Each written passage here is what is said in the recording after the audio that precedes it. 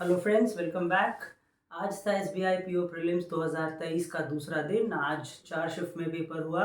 मैं अभी थोड़ी देर पहले ही आ रहा हूँ इन्विजिलेशन ड्यूटी से, यानी कि मैं आज पूरे दिन था इन्विजिलेशन ड्यूटी में, चारों शिफ्ट। मैंने चारों शिफ्ट का पेपर देखा, मैंने लोगों को पेपर सॉल्व करते देखा, मैंने लोगों से बात किया कि कितने अटेम्प्ट्स हुए उनके पर शिफ्ट। और अगर आप किसी कोचिंग इंस्टीट्यूट का देखते हैं एनालिसिस, तो वो बच्चों से पूछते हैं, है ना, सेकंड हैंड एक्सपीरियंस होता है। क्वेश्चंस पूछ के, फिर अटेम्प्ट्स पूछ के तब वो एनालाइज करते हैं। मैंने आँख से अपने क्वेश्चंस देखा है चारों शिफ्ट में। इंग्लिश का क्या लेवल था, रीजनिंग का क्या लेवल था, क्वांट का क्या लेवल था, और मैं पूरे दिन का एनालिसिस आपको बताऊंगा, मोस्ट एक्यूरेट एनालिसिस। अगर आपने एग्ज़ाम दिया है इसको बिल्कुल देखिए, और मैं आपको एक अंदाज भी बताऊंगा कि कितने आपके गुड अटेम्प्ट्स हैं। अगर तो आपको मेंस के प्रिपरेशन में लग जाना चाहिए। फिर इसके बाद मैं एक स्पेशल वीडियो लाऊंगा मेंस के प्रिपरेशन स्ट्रैटेजी को लेके, जिसमें कि मैं बताऊंगा कि अगर आपका क्वांट और रीजनिंग वीक है, अगर आप उसको 100% नेगलेक्ट करके भी चलना चाहते हैं, तो भी आप कैसे मेंस को क्लियर कर सकते हैं। तो चलिए आते हैं इस वीडियो में। तो सबसे फर्स्ट शिफ्ट में इंग्लिश जो था, सबसे पहले वो मॉडरेट था। यानी कि जैसे इंग्लिश में जनरली हम देखते हैं जो डिफ़िकल्टी लेवल है ना, रीडिंग कॉम्प्रिहेंशन, और उसके बाद वर्ड्स को इंटरचेंज करना या पैराजम्बल, या जैसे मतलब एक जनरल पेपर होता है इंग्लिश का। तो इंग्लिश में I won't say much about it, English was pretty moderate.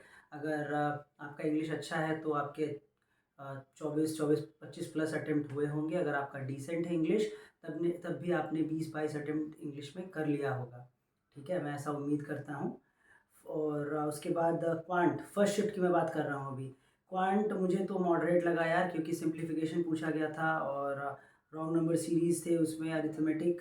और डीआई थोड़ी सी ऐसी लगी कि मतलब, अगर एक डीआई जो था वो थोड़ा मुश्किल था, जिसमें एक वेरिएबल ऐड कर रखा था क्वेश्चन में। ऐसा होता है ना, ब्रैकेट में n प्लस करके समथिंग।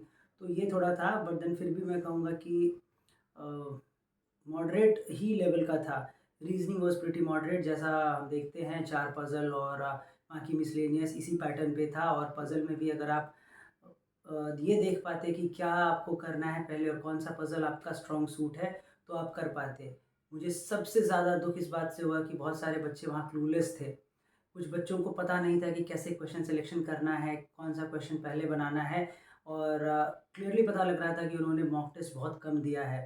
ठीक है, तो आई होप आप उनमें से ना होंगे। आई होप आपको पता होगा आप एग्ज़ाम में क्या कर रहे थे। तो ऑल इन ऑल आज के चारों शिफ्ट में first shift was the easiest. ठीक है, आज के मैं बता रहा हूँ। और अगर मैं 3 तारीख, सॉरी, जो 1 तारीख को पेपर हुआ था, उसके लास्ट शिफ्ट के मुकाबले बात करूँ तो दैट वाज ईजियर। यानी कि आज की जो चारों शिफ्ट थे वो 1 तारीख के शिफ्ट से ज़्यादा मुश्किल थे। बट आज के 4 शिफ्ट में जो फर्स्ट शिफ्ट थी, that was the easiest among these 4। ठीक है, फिर आते हैं सेकंड शिफ्ट में। इंग्लिश सेम ओल्ड मॉडरेट ही इंग्लिश था। ठीक है, क्वांट भी, इसमें भी क्वांट मॉडरेट के ही लेवल पे मैं कहूँगा क्वांट को, बिकॉज सिंप्लीफिकेशन इसमें भी देखने को मिली, मिसिंग नंबर सीरीज़ थी। अरिथमेटिक जनरली देखा जाता है एसबीआई पीओ के एग्ज़ाम में कि बहुत सिंपल 1 लाइनर या 2 लाइनर नहीं होता है, कुछ क्वेश्चंस ही वैसे होते हैं। सो अगेन अरिथमेटिक ऐसा था कि कुछ क्वेश्चंस आपको छोड़ने पड़ते, क्योंकि nobody needs to attempt all 35 of the questions. आपको बस कट ऑफ क्लियर करना है, इसके लिए आपको अच्छे अटेम्प्ट्स करने हैं।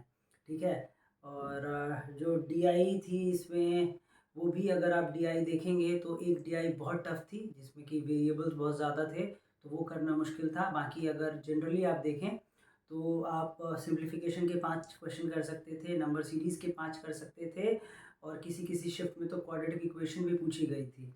तो आप ये सब क्वेश्चन कर सकते थे जो आसान पार्ट था।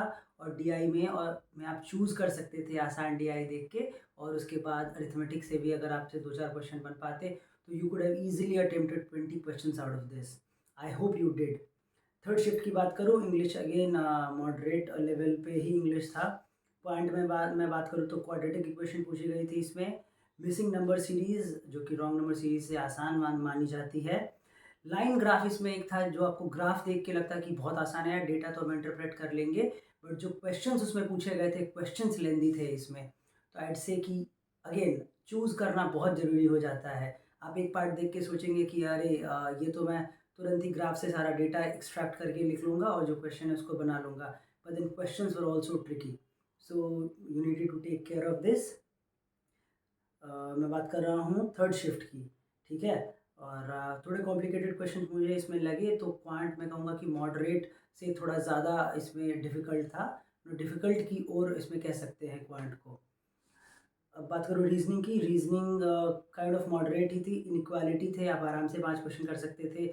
सिलोजिज्म पूछी गई थी जिसमें कि 2 ही बस कंक्लूजन था, तो वो भी प्रिटी मच डूएबल था। एक इजी पजल भी मुझे दिखा जिसमें कि 4-5 ही लाइन थे उसमें, तो आप वो भी आपने आई होप किया होगा, लोगों ने किया है, ठीक है। तो ये था थर्ड शिफ्ट का हाल। अब आते हैं फोर्थ शिफ्ट के बारे में। Guys I am really, I can feel you, अगर आपका फोर्थ शिफ्ट में पेपर था, आई नो उसमें क्वांट बहुत लेंदी था, इवन रीजनिंग भी थोड़ा लेंदी था, इंग्लिश भी थोड़ा कह सकते हैं मॉडरेट से थोड़ा ज़्यादा लेवल पे था। All in all shift 4 was lengthy, है ना। तो मैं क्या ही बोलूँ यार, अब उसमें आपको रॉन्ग नंबर सीरीज़ मिल रहे थे, वो भी थोड़ा टफ टाइप का मिला था। दूसरी बात, जो अरिथमेटिक था वो काफ़ी लेंदी और कॉम्प्लिकेटेड था। जो डीआई थे उसमें या फिर जो कीसलेट था, वो भी it was tough not to crack. So all in all quant was difficult यार। बट अगर आपके है ना इसमें क्वांट में आपने 13-14 क्वेश्चंस किए हैं ना, तो वो आपके अच्छे अटेम्प्ट माने जाएंगे। बाकी रीजनिंग जो इसमें थी वो भी थोड़ी कॉम्प्लिकेटेड पोजीशन में थी। अगर आपने मिसलेनियस और पजल बना के इसमें भी 17 प्लस रीजनिंग 18 प्लस लगभग कर लिया है, so that is very good. So मैं आपको अब एक गुड अटेम्प्ट्स बताता हूँ शुरू से लेके लास्ट तक सारे शिफ्ट के।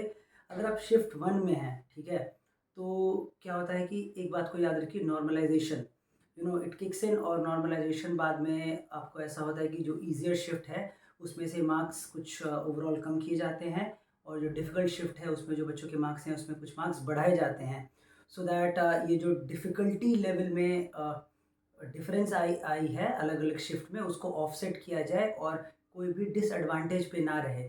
सो आई एम टेलिंग कि अगर आपके फर्स्ट शिफ्ट में अगर आपका पेपर था जो कि थोड़ा ईजियर साइड पे था आज के हिसाब से, तो उसमें अगर आपने 60-65 अटेम्प्ट किए हैं, 65 के अराउंड गुड अटेम्प्ट्स, जिसमें कि कुछ गलत भी आपके होंगे, सो दैट्स रियली गुड, आपको फिर आगे लग जाना चाहिए। आप शिफ्ट 2 की तरफ आइए, तो 65 जैसे मैंने पहले बोला 1 में, तो इसमें अगर आपके 60 प्लस 62-63 अटेम्प्ट रहे हैं तो ये बहुत अच्छा अटेम्प्ट है। आप शिफ्ट 3 पे आइए तो थोड़े और अटेम्प्ट्स घटा लीजिए। मेरे हिसाब से अगर आपके 57 के अराउंड अटेम्प्ट्स हैं इस अराउंड विथ गुड एक्यूरेसी, तो आपका चांस बहुत हद तक बनता है इस एग्ज़ाम में आप प्री क्लियर करने का। और अगर आप लास्ट शिफ्ट में हैं, तो अगर आपके अटेम्प्ट्स 52-53 भी हो रहे हैं या इवन 50 के ऊपर भी हो रहे हैं, बट आपकी एक्यूरेसी काफ़ी अच्छी है, तो आपका चांस बनता है बहुत हद तक, क्योंकि बहुत बार नॉर्मलाइजेशन में 6-7 नंबर भी मिलते हैं लोगों को, है ना। तो आपको बिल्कुल भी डरना नहीं है, आपको नेगेटिविटी में नहीं जाना है। जिनका भी मैंने बताया ना, जो भी जो गुड अटेम्प्ट्स मैंने बताया, जो भी इसके पास हैं, guys please don't waste any time. I think कि 25 दिनों के अंदर मेंस हो जाता है जनरली, तो मेंस हो जाएगा। मैं एक स्पेशल वीडियो लेके आऊँगा डेडिकेटेड कि आप मेंस को कैसे अप्रोच कर सकते हैं, कैसे आप अपने स्ट्रेंथ और वीकनेस को पहचान के आप अपने हिसाब से कस्टम मेड स्ट्रैटेजी बना के आगे बढ़ सकते हैं।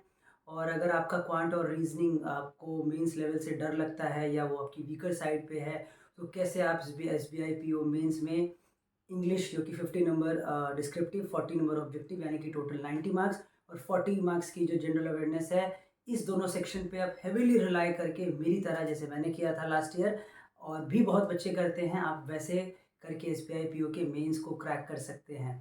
सो गाइज़, आप सबों का एग्ज़ाम हो गया है। सो आई अंडरस्टैंड बहुत नर्वसनेस होती है जब तक रिजल्ट ना आ जाए, so please hold your nerves, please be काम, टेक अ ब्रेक 1 और 2 डेज़। और जिनको लग रहा है जो इस उसके करीब हैं, जो मैंने गुड अटेम्प्ट्स बताया, आप प्लीज़ प्रिपरेशन शुरू कर दें, आपको ये मेंस के वक्त एज दिलाएगा।